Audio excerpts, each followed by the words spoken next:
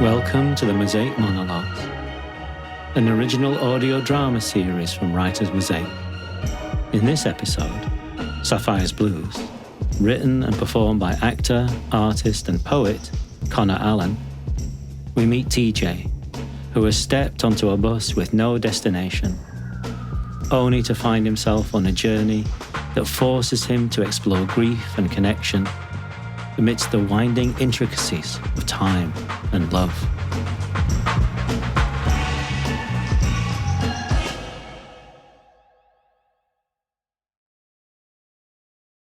I can hear the gossip on the eyes of the windows. Mutter after mutter, house after house. People's curtains are closing real tight. They're not looking for a fight. Not with me anyway. Just want to be commentators as per usual on the estate. Everyone's eyes are in the window when shit kicks off after 8. I pace down the street, still vexed, seeing red. Turn the corner, make a quick right, not really looking as I cross the road, cars blazing fast. An amalgamation of lights in the dead of the night, but damn, that shit's bright. The screeching of wheels ring out, then bam! I hop on the bus, sit in some worn down seat, no destination in mind. Watch the souls hop on and hop off. This bus is busy, like it's drifting through a constant loop, bells ringing, wheels screeching. It's crowded. A carousel of bodies, people sat in their own little worlds. That's what I love about the bus. People watching. I just wonder what they're thinking about. I scan the bus and this girl catches my eye. Music thumping at her earpods, hair done up in a plait. A tiny little red thong just showing on the hips above her baggy jeans. It's making me bite my bottom lip. Can't take my eyes off her. Mouthing the lyrics, no care in the world. She lifts her head up, smiles a smile that makes it feel like there's no one else on this bus. Just us. Takes her right earpod out, says, "Can I help you, sir?"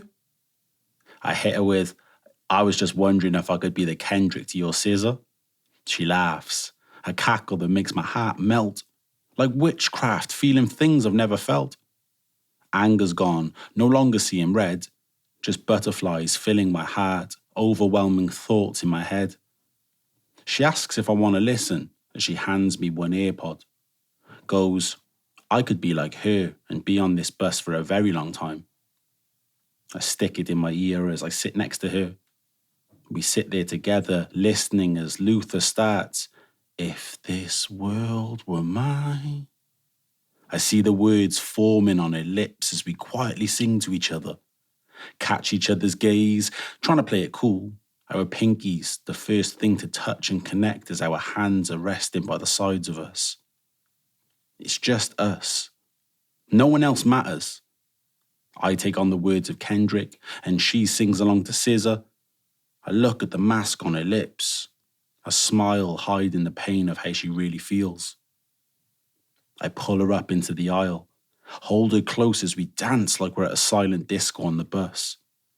My arms around her hips as her arms rest on my shoulders and we sing to each other. I move her hair around her ear so I can see into her eyes, the gateway to her soul. Like a kaleidoscope of emotions all there in her Sapphire Blues. Happiest I've felt since Tommy left. She wipes the tear from my eye, and I can't lie, I crumble on this bus. Her softness and ability to see me as human. I return the favour, catch her tear on the tip of my index finger along with one of her eyelashes. I say, "Make a wish." She blows the eyelash and the wish into existence. In this universe of infinite possibilities, what are the chances we have found the one that no matter what you've done, or the shit past you're running from, they understand in the unspoken?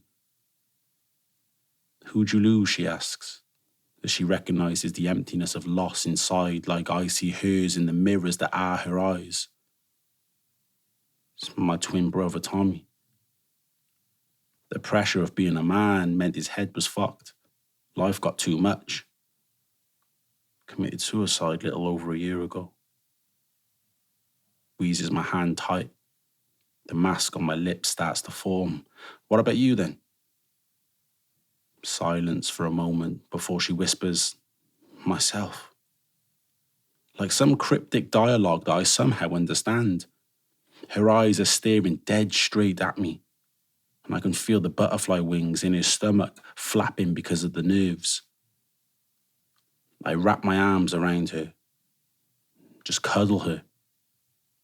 In my head, I'm thinking, if this world were mine, I'd take away all of your pain, so you'd never have to wear a mask. Everyone could see the beauty I see. Like I'd have magical powers to revive these broken things like kintsugi. Make you see yourself exactly how I see you. Then you wouldn't need a mask. I gently tell her, I'm sorry. It's nothing worse than losing yourself. She goes, don't be sorry. You're the first one to actually see me. 3 years I've been on this bus. It's like I was invisible. Just like when I was alive, I guess. I cut her up with, what do you mean 3 years? You can't have been on a bus for 3 years. She cups my face softly. Oh, sweetie. Haven't you heard? It's a bit absurd, but this bus can go on for eternity until you're ready to get off. I'm like, nah, what are you chatting about? Nah, this is boogie. How can you be on a bus for 3 years? She tells me to look up at the destination screen. The afterlife.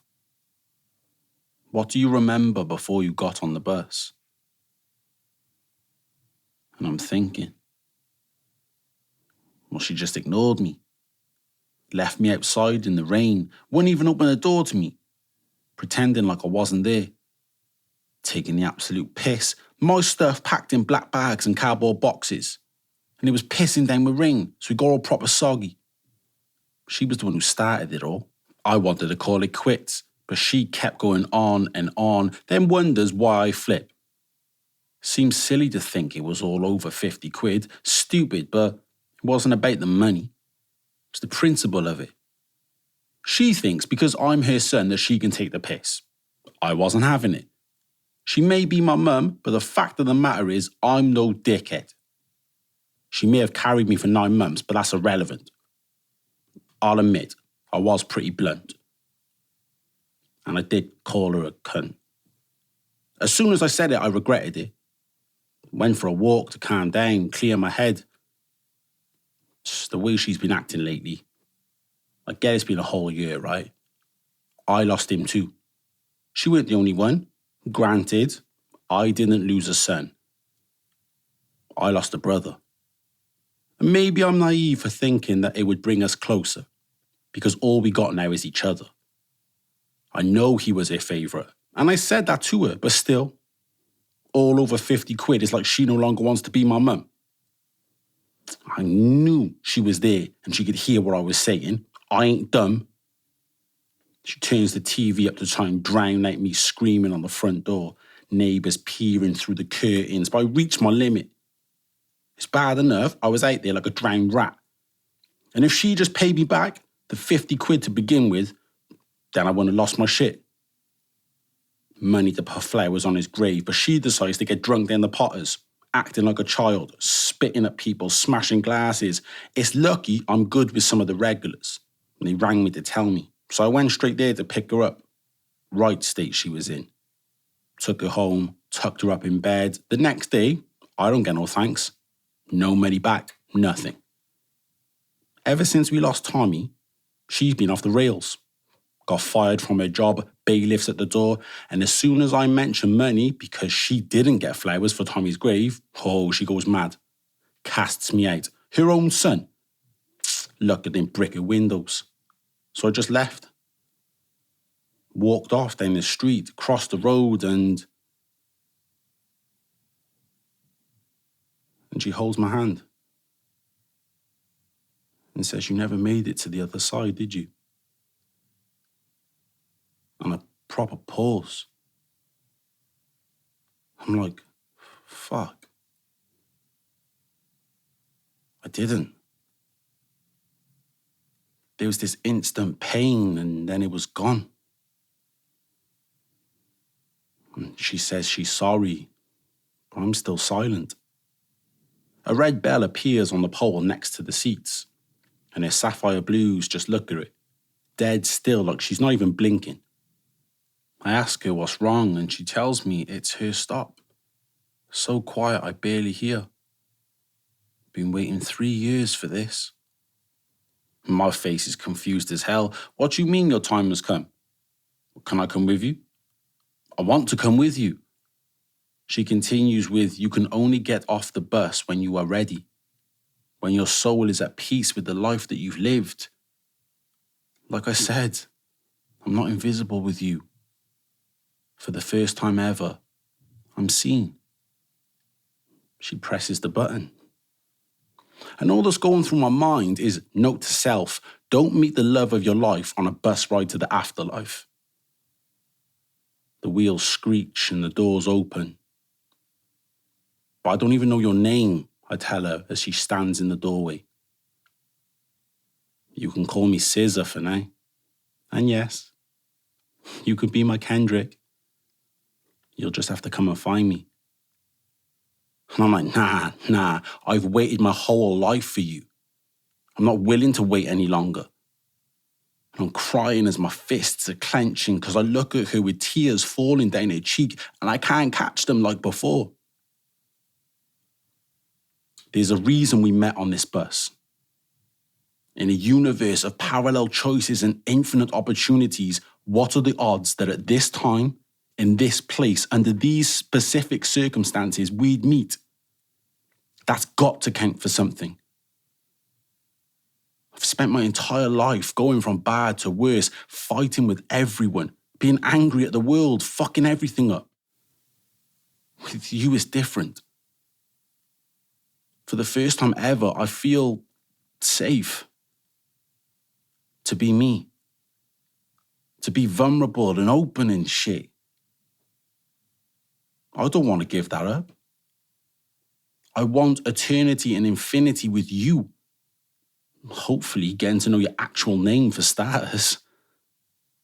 And no sooner have I finished my words when the driver leans around and says, I had a brother once. Brought joy all the time to everyone, and all I brought was misery. I asked him once, I said, why does everyone love you so much, but they can't stand me? And my brother, the angel that he was, he turned to me and he said, Death, I'm the beautiful lie that is life, and you're the painful truth. And I'm bare confused as I'm standing in this doorway raging to get off this bus. But he tells me he's letting me go. Just get off before he changes his mind. And I turn to Death, the grim reaper of old, and just say thank you. And when you see my mum, tell her I'm sorry. So I jump off the bus, into my girl's arms and wipe the tear from her eye like before. I catch another eyelash on the tip of my index finger. And we giggle as the deja vu kicks in and I tell her to make a wish. But she says she doesn't need no more wishes. Her last wish came true. She smiles a huge grin and tells me to make a wish, but make it a good one. I mean, I just want to know your name.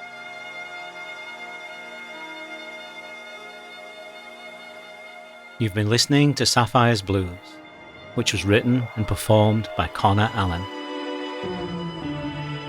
This episode was directed by Ishi Din, with executive production by John Sadiq. To hear more Mosaic monologues, head over to writersmosaic.org.uk.